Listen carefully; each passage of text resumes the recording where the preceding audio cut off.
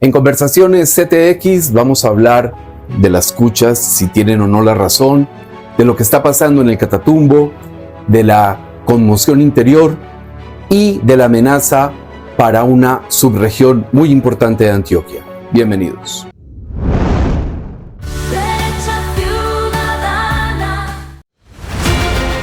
En CTX, Conversaciones. CTX, la contundencia de los hechos. Bienvenidos a Conversaciones en CTX. Hoy vamos a hablar de lo que está pasando en el Catatumbo, de lo que está pasando en las demás ciudades con los mamarrachos que pintan en algunas paredes y en algunos muros de las ciudades. Pero también vamos a hablar de la actividad que se viene para el Congreso de la República, de la conmoción interior y de tantos temas que están rondando en la opinión pública colombiana. Y para hablar de esto estamos con el representante Juan Espinal, a quien le damos la bienvenida. Juan. Bueno, doctor Jaime, un saludo muy especial. Muchas gracias por la invitación. Permítame desearle un feliz año a usted, a su familia y obviamente a todos los colombianos que nos siguen en este momento. Bueno, hay personas que están uniendo el tema de los mamarrachos con el tema de las cuchas tienen razón, algo que está mal dicho de por sí, con el tema del Catatumbo. Y dicen, el tema de los mamarrachos lo hicieron para buscar decretar una conmoción interior. Y lo del Catatumbo efectivamente está generando la declaración de una conmoción interior. ¿Usted cómo ve ese panorama de esa figura constitucional, obviamente, para cumplir ciertos intereses políticos y electorales del presidente? Bueno, Jaime, varias cosas. Primero, lamentable lo que está ocurriendo en el país. La seguridad es fundamental, es un principio y un valor al que tenemos derecho todos los colombianos. Y con el presidente Gustavo Petro, pues la seguridad realmente no pasó a un segundo plano. Es el último ítem de su interés dentro del listado de prioridades que tiene él como mandatario. Su única estrategia es la paz total, un marco jurídico que fue aprobado en el Congreso de la República. Nosotros lo votamos obviamente de manera negativa, pero el único triunfo de la paz total ha sido fortalecer las estructuras criminales. Un ejemplo, por mencionar, el ELN ha aumentado en un 56% la presencia en el territorio nacional, pasando aproximadamente de 149 a 232 municipios. Eso realmente es una cifra preocupante, alarmante. Pero perdón, es que eso hay que unirlo con lo que está pasando en Venezuela justamente con el ELN.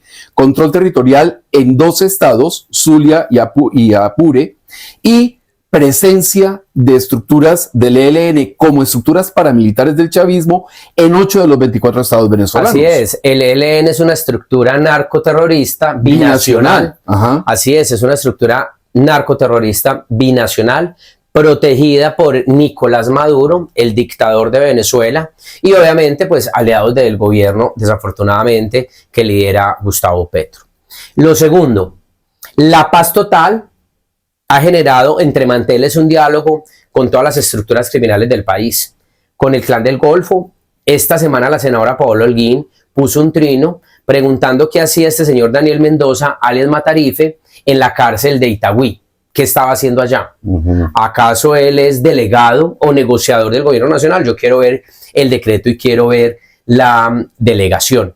Entonces, esta mesa de diálogo de Petro con todas las estructuras, pues lo único que han realizado o han entregado a esas estructuras es un cheque en blanco para que ellos aumenten el negocio. Tercero, lo que está ocurriendo en el Catatumbo es realmente crónica de una muerte anunciada. Lo anunció la periodista Salud Hernández entre el mes de septiembre y octubre que estuvo en la región. Alerta temprana de la Defensoría del Pueblo en el mes de noviembre, enviado el documento al presidente de la República. Y ojo, es la defensora del pueblo del presidente. Recuerden que él fue el que la ternó ante la Cámara de Representantes. Así que era realmente una situación que se veía venir y es la lucha entre dos grupos narcoterroristas por el territorio, por el negocio de la coca, por la minería ilegal, y por la conquista de territorio. Y el tráfico de personas, ¿cierto? que es un negocio Claro. muy lucrativo en el Catatumbo. Además, el tráfico de personas en Urabá es un tema supremamente preocupante. El año pasado me comentaban que las rentas ilegales superan el billón de pesos entre minería ilegal y el tráfico, pasando a los migrantes entre el Urabá a Panamá. No, Es y un el tema preocupante. Y el Catatumbo también es importante, Claro. porque vienen todos los que huyen de la dictadura venezolana, Claro. pasan muchos por el Catatumbo para buscar. Oiga, pero una salida. qué paradójico, Jaime, que muchos se están yendo para Venezuela. O sea, ¿cómo está la situación? Que el desplazamiento incluso se está yendo para la dictadura, y estamos hablando de más de 30,000 desplazados, más de 80 muertos. Entonces estoy seguro que desafortunadamente todos queremos paz, pero el modelo de paz total, de diálogo del presidente Gustavo Petro con los bandidos de este país fracasó. El presidente Gustavo Petro debería tomar la decisión de levantar por completo la mesa, no suspenderla, Sí. levantarla por completo. Debería renunciar el ministro de la Defensa, que no ha hecho absolutamente nada. Consejo de Seguridad vía Zoom, viajar y hablar pendejadas, porque parecen activistas políticos y no líderes de una cartera en representación de los intereses de todos los colombianos. Entonces, muy preocupante el tema del Catatumbo, pero esta situación se está extendiendo a todo el país. Sí. Esta semana en la W salió una noticia que en el Guaviare asesinaron a 20 menores de edad.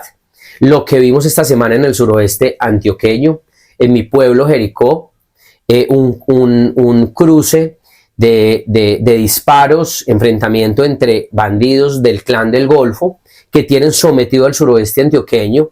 ¿Por qué? Por las plazas de vicios, por el microtráfico, y además extorsionan e intimidan a los finqueros. Nosotros no podemos permitir que el suroeste antioqueño se deteriore. El suroeste es una región que tiene un futuro muy importante desde el punto de vista económico. Además, hay muchas fincas de recreo y de trabajo. Es la despensa de café del departamento y a nivel nacional de las más importantes. Entonces hay que hacer un llamado al gobierno nacional: o organizan la seguridad del país, o realmente Colombia va a quedar en el 26 para el próximo presidente, que así va a ser desafortunadamente, peor que como lo recibió en el 2002 el presidente Uribe.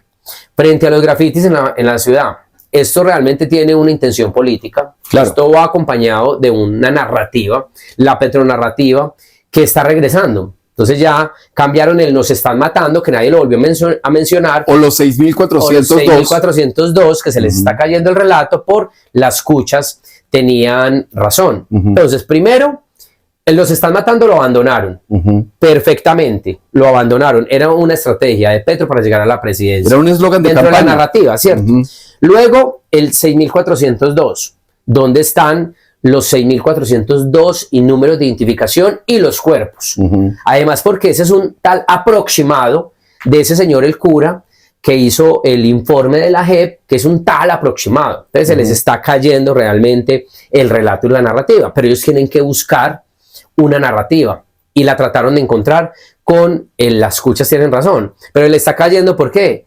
Porque mira lo que está ocurriendo en el Catatumbo. Entonces yo creo que los colombianos realmente no le están comiendo cuento a Petro, versus la elección y la posesión de Donald Trump, que Eso manda iba a un preguntar. mensaje muy importante a nivel mundial. Primero, desde el punto de vista de la recuperación económica de Estados Unidos como aliado de países. Segundo, preocupa porque recuerden que Donald Trump suspendió por 90 días todos los convenios de cooperación con los diferentes países y va a analizar si la plata que entrega, los recursos que entrega realmente los países receptores, si son aliados de los Estados Unidos. Entonces ahí hay un tema muy preocupante para nosotros, especialmente los recursos que recibimos para luchar contra el narcotráfico. Nos vamos a quedar sin los recursos del Plan Colombia. O sea, creo que es un tema preocupante, aunque hay una ventaja, es que tenemos congresistas aliados. Marco Rubio, casado con colombiana, y él conoce perfectamente que en Colombia puede haber un gobierno de extrema izquierda, pero aquí existimos una oposición en casa del presidente Uribe, que defendemos la democracia, la libertad de mercado, la libertad de los ciudadanos y que somos aliados naturales de los Estados Unidos, que además es el aliado natural en materia comercial. Y una fiera como María Elvira Salazar, que eso es una mujer extraordinaria en todo sentido. María Elvira es una mujer, es que las mujeres dan un ejemplo como María Elvira en los Estados Unidos, como María Corina en Venezuela, que pues realmente es la líder de la región, y mujeres en nuestro país como las senadoras del Partido Centro Democrático, que también demuestran un liderazgo y una firmeza y convicción en el momento de defender los intereses superiores de la patria. Entonces creo que lo de Donald Trump es muy interesante. Ahora bien es cómo va a proceder Donald Trump frente a la guerra Rusia-Ucrania, cómo va a ser la relación con China, cómo va a ser la relación con Maduro y cómo va a ser realmente la relación con Colombia. Porque es lamentable lo que ocurre. Yo puedo tener muchas diferencias con Murillo, pero el canciller Murillo es un hombre muy bien relacionado en los Estados Unidos, con capacidad diplomática, un hombre muy preparado, y Laura Sarabia, pues imagínense, la única experiencia de Laura Sarabia es ser la sombra de Petro, bueno, es la súper poderosa del gobierno Petro, y 2 años, 3 años de experiencia laboral en cargos de alto nivel, y UTL de Armando Benedetti. Bueno, viene una escuela muy tremenda, una escuela muy tremenda, pero seguramente para lo malo. Entonces, Laura Sarabia tendrá la capacidad para manejar las relaciones diplomáticas de Colombia con el Reino Unido, con la Unión Europea, con los Estados Unidos, con Ucrania, simplemente por dejarlo sobre la mesa. Entonces yo creo que el triunfo de Donald Trump es muy importante para Colombia, para el futuro democrático de nuestro país, pero lo más importante que nosotros tenemos que garantizar, Jaime, en los próximos meses es que en el 26 elijamos un nuevo Congreso, un nuevo presidente, porque yo sí considero que hay un riesgo país. Petro, ojalá no, busca desestabilizar la seguridad en todo el territorio nacional, hace alianza como la que tiene con los congresistas y le dice, yo me voy a quedar, ustedes se quedan.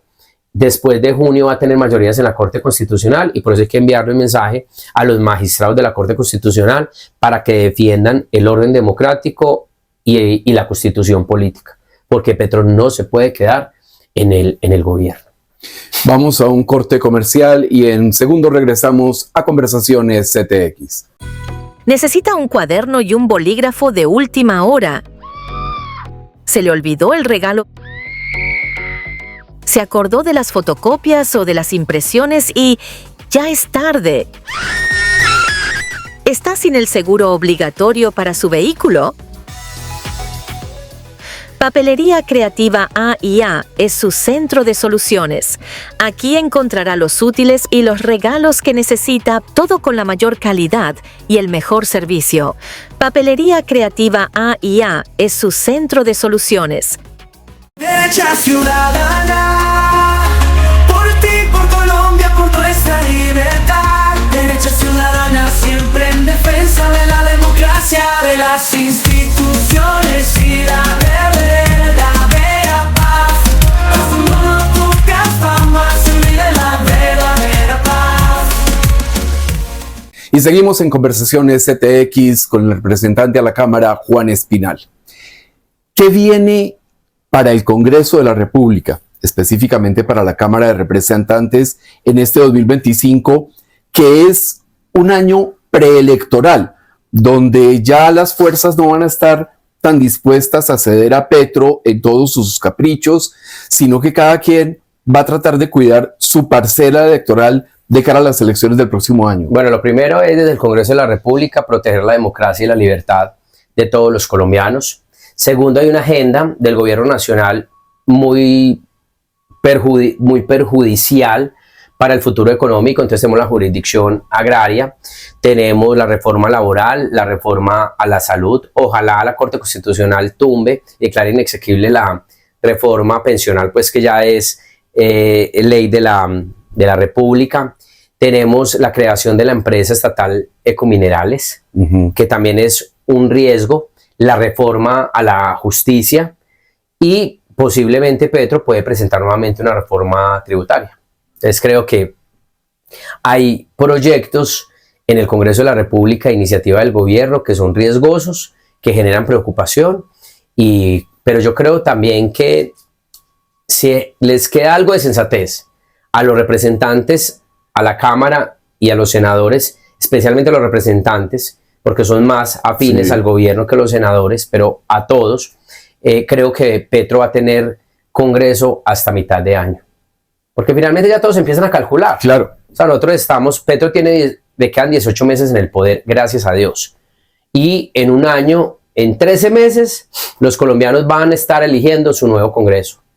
Y a los 2 meses vamos a la primera vuelta. Entonces, realmente esto va a ser maravilloso. Ojalá, y creo que aquí hay que hacer un llamado a los periodistas, darles las gracias como usted, Jaime, por el apoyo, el respaldo y la defensa, pero a los colombianos en general, a los gremios, ojo que esto no lo defendemos solamente los políticos. El país nos pertenece a todos y todos unidos tenemos que defender la democracia y la libertad de Colombia. Bueno, hablando de este tema de la agenda legislativa, también está la decisión reciente que tomaron sobre las tierras en el suroeste antioqueño. Eso ha generado un incendio que todavía no se ha calculado bien en el gobierno central, porque decidieron adjudicarle a unas tierras unos propósitos para los que no sirven, sacrificando la vocación turística, la vocación que tienen y que han tenido históricamente esas tierras en el suroeste. Usted, como representante también de ese sector, ¿cuál ha sido el ambiente y qué ha encontrado sobre el tema? Bueno, el Plan Nacional de Desarrollo de Petro creó las zonas para la protección de producción de alimentos, y luego hay una figura que es la APA, que es las áreas de protección para la producción de alimentos, y esa es la resolución 377 que hace unos días emitió la ministra de Agricultura. Esa resolución tiene un alcance que determina qué se puede producir en el sureste antioqueño. El único municipio que sacaron fue a Urrao. Entonces, de los 23 en 22 municipios del suroeste, el gobierno ordena, por ejemplo, sembrar en Jericó maíz, arroz, cebolla, pimentón, en Titiribí, en fin, en cada municipio le dan una tipología de qué se puede producir. Y esto lo que hace es que excluye la posibilidad de que se realicen otras actividades económicas. Es decir, todo el suroeste antioqueño queda convertida jurídicamente en unas tierras para sembrar esta tipología de alimentos sin que las tierras cumplan con las condiciones climáticas. Yo no soy ingeniero, pues, ni experto en temas de agropecuario ni nada, pero sin tener las condiciones para que el sureste se convierta en una despensa agrícola. Es que sería maravilloso. ¿Quién se va a oponer a sembrar alimentos? ¿Quién se va a oponer a producir alimentos? Pero es una realidad. Las tierras del sureste sirven ¿para qué? Para cítricos, sector turismo, agroindustria, café, un poco de plátano, aguacate, ganadería. El 75%, por ejemplo, de Jericó está en áreas protegidas. Entonces, creo que es una resolución sin un sustento ni un piso técnico bien establecido que trasciende los límites de la autonomía territorial, de los usos del suelo. Porque entonces muchos dicen, no, es que con esa resolución van a prohibir la minería. No, esa resolución no prohíbe la minería. Esa resolución determina que se puede desarrollar económicamente en el suroeste antioqueño. Si Petro quería eliminar o prohibir la minería en el suroeste antioqueño, ¿por qué no puso un artículo en el Plan Nacional de Desarrollo diciendo, va a decir cualquier cosa, en estos municipios o en estas subregiones del país no se puede explorar y explotar minería? Claro. Lo pudo haber hecho, pero no lo hizo, y quieren obviamente engañar a la ciudadanía, por ejemplo, que está en contra de los proyectos mineros, para decir, no, con esa resolución vamos a prevenir la minería en el sureste. Recuerde que la minería está en el subsuelo, y el subsuelo pues realmente es competencia para definir si se explora y se explota. ¿De quién? Del presidente, no del alcalde ni de los consejos municipales. En este asunto uno ve las trazas ya reales del socialismo, ¿no? Porque están diciéndole a la gente qué puede o qué no puede hacer en su propiedad. Eso es más o menos lo que decía Benito Mussolini. Nada contra el Estado, nadie contra el Estado, nada por fuera del Estado. El Estado está diciendo que allá no se puede sembrar sino café, así no sea conveniente hacerlo, pero es lo que está ocurriendo en este momento en esa zona del país. Claro, limita la propiedad privada. Y una propiedad privada, haga lo que quiera. Claro, ¿cierto? Desde que esté dentro de la Constitución de la ley, ¿cierto? Y además, pues dentro de las herramientas de planificación, como es el PBOT en estos municipios, el uso del suelo. Pero acá, pues el gobierno está diciendo, no, usted lo único que puede hacer es sembrar cebolla o pimentón o maíz. Imagínate, pues en otro Jericó sembrando maíz y arroz. Pues ojalá, ¿cierto? Pero no es real. No es real. Entonces, bueno, esas son realmente las decisiones ideológicas de extrema del gobierno Petro. Finalmente, le hago una pregunta para que hablemos de ese tema. ¿Las cuchas tienen razón? Pues miren, ¿cuántos años llevan haciendo trabajos o sacando tierra de la escombrera? ¿Qué necesitamos? Saber la verdad. ¿Qué necesitamos? Que las madres, que las víctimas de lado y lado conozcan la verdad. O dónde están los muertos de las guerrillas. Y es que las madres de esos hombres y mujeres que asesinaron las guerrillas que no tienen dolientes. Entonces yo creo que aquí lo que ha ocurrido es que están clasificando a las víctimas de A, B, C, de primera, segunda y tercera, ¿no? Todas las víctimas tienen derecho ¿a qué? A una reparación, a que se indemnicen, y seguramente las cuchas, espero que no las estén utilizando ideológicamente. Allá seguramente en la Comuna 13 hay personas, familias que están reclamando a sus seres queridos para darle cristiana sepultura. Cerrar los ciclos, claro, que es básico para cualquier víctima. Pero, entonces, listo, los de las escombrera, sí, a ver, ¿qué hay?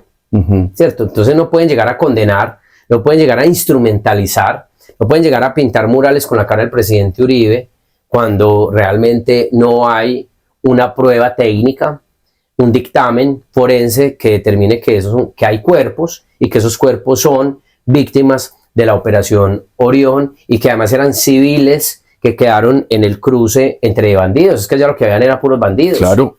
Y por ejemplo, en estos días escuchaba a alguien que trabajó con Fajardo. Fajardo, cuando era alcalde, tampoco podía entrar a la Comuna 13 porque todavía estaba procediendo la Operación Orión, que estuvo como hasta el 2006-2007, cuando fue terminando, cuando Alonso Salazar llega con las escalas eléctricas. Entonces, y porque el silencio de Fajardo, que fue alcalde en su momento con Uribe, el silencio de Luis Pérez, el silencio de los gobernadores de entonces. Es que donde no sea por el presidente Uribe, realmente, no solamente la Comuna 13, prácticamente Medellín, porque se ha extendido en la periferia, seríamos una ciudad fracasada. Gracias al presidente Uribe de la Operación Orión, que procedió bajo la Constitución, bajo la ley, que además recibe una Operación Orión que venía siendo estructurada y montada desde el gobierno Pastrana. Recuerda que el presidente Uribe llegó en agosto y a los 2 meses le corresponde llegar a implementar la Operación Orión. Juan Espinal, muchísimas gracias por haber aceptado nuestra invitación. Y bueno, 2026, ¿en qué va a estar Juan Espinal? ¿Cámara, Senado? ¿Cuál es el futuro que usted avisora? Pues, doctor Jaime, nosotros somos un equipo que lidera la senadora Paola Holguín. En su momento se tomarán las decisiones. Ella hoy es precandidata a la presidencia por el Partido Centro Democrático en competencia con los otros 4 senadores. Yo lo que hago es trabajar del lado de ella, de la diputada, de todo el equipo, y los tiempos de mi vida son perfectos. Donde lo necesite, el equipo lo necesite, ahí vamos a estar. Puede que suene una respuesta muy correctamente política, pero es la realidad. Si hay que volver a Cámara, vamos a Cámara. Si la senadora dice, yo no voy a ir a Senado porque continúa y porque nos ganamos la candidatura o porque ella toma otra decisión, vaya usted a Senado, bien, no pasa nada. Yo creo que lo que hay que hacer es trabajar para servirle a los colombianos de donde nos toque. Y si no tengo que volver al Congreso, pues no vuelva, es que no pasa absolutamente nada. Yo soy un hombre muy tranquilo, eso sí. Yo soy un tipo asalariado, ¿cierto? Yo vivo el trabajito. Sí. Siempre tiene que haber trabajo. Claro que sí. Pero no, donde nos necesite el equipo, la senadora, si ella me dice, nos ganamos la candidatura, de pronto me toca a mí declinar a una aspiración para estar al lado de ella acompañándola. Bueno, no sé. Yo realmente soy un hombre muy tranquilo y en su momento se tomarán las decisiones. Y con un excelente equipo.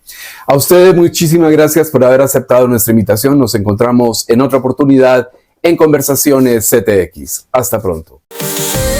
CTX Colombia, la contundencia de los hechos.